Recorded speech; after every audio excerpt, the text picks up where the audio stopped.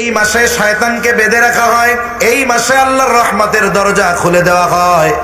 এখন এই মাসে আমাদের করণীয় কাজগুলো কি? এক নাম্বার কাজ, আমাদের রোজা রাখতে হবে।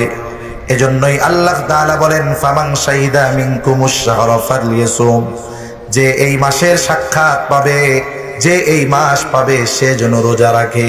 প্রাপ্তবয়স্ক যিনি, সুস্থ যিনি, যিনি পাগল নন, যিনি মুসাফির নন, এই ধরনের শর্তগুলো যার মধ্যে নাই, সে রোজা রাখবে।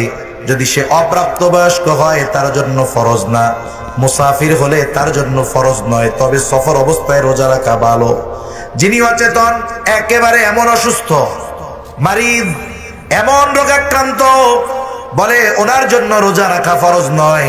প্রাপ্তবয়স্ক, সুস্থ সবল, মুকিম নারী পুরুষ যে সুস্থ, তাদের প্রত্যেকের জন্য রোজা রাখা ফরজ।